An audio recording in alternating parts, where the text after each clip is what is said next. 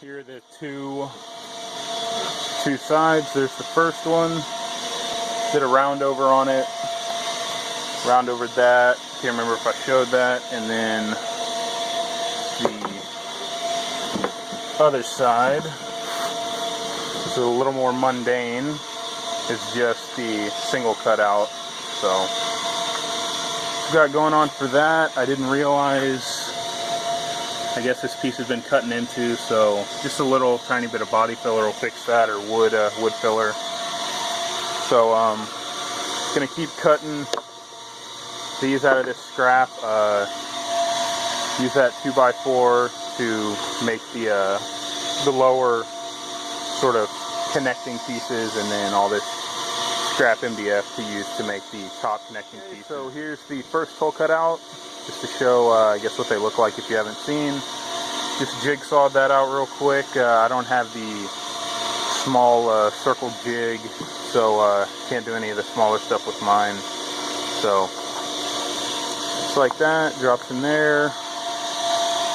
See, it's got a nice sort of clean look to it. It's got its own flange and everything.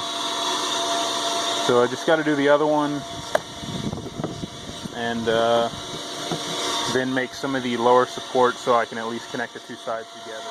Okay, so this will be the general layout. For now, just to, like I said, keep it as one big piece. These are going to go a little bit farther down. I think it's like a 3/8 or a 1/4 inch up, and that's just so any smaller wires can run under them. And then these will be separated so the mids and highs amp will sit across these two. And then obviously nothing under here, so a decent amount of at least ambient air cooling. And then this one up here, just because with the sort of weakness here, have some stability up front, sort of keep it all from flexing and shifting around and stuff like that. So okay, so I decided to come out and at least attach all the pieces together, sort of situate the hidden floor deal. So it looks pretty ugly right now. That's mainly because I decided to use actual screws instead of just clamping and gluing. Okay, so I got the first initial body filler and wood filler laid down.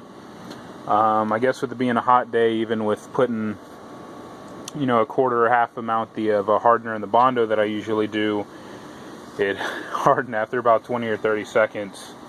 So I kind of screwed myself there. Just created a bunch of extra work. It's big, probably 1/8 inch glob of body filler that I've got to deal with, at least only right there. It's not too thick over here. But that's why there's wood filler on it. I ran out because it did that. I only had enough to very you know, thinly skim over some stuff. So that's why there's wood filler over here. Probably sand that down and then go back over it again. Okay, so here's where the console is now. Knocked down some of the wood filler that was on this side. Went and bought more Bondo. Also knocked a lot of this down. There's some pinholes that I'll need to fill. I don't know if it'll focus. You can see right there, those 4. Air pocket right there. Just some minor stuff there. And then finish up sanding that side. Finish up sanding all the stuff that finally dried. And then this is going to be the lid. I left a spot back here. This is where some small hinges are going to go.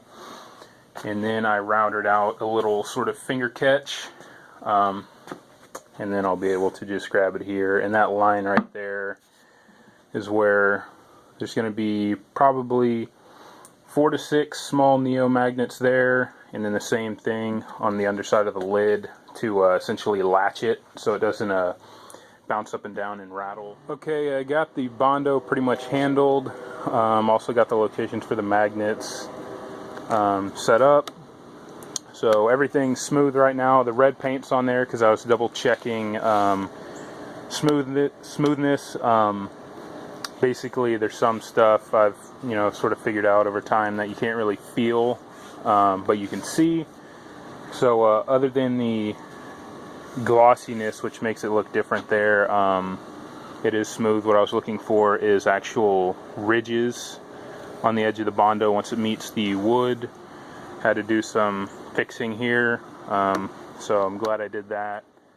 Put the Neomags in, 5 of them. They're countersunk mostly, but not completely, and that was just because I wanted Neos to contact Neos. Same thing up here, just not as cleanly done. But with the finger latch and everything, did 2 little hinges right there, some cheapo hinges. Probably gonna add a 3rd one for extra strength. But yeah, it's pretty neat that it latches. Actually stays held shut. So see, it's on there pretty good. So pretty cool. Next thing's basically gonna be paint.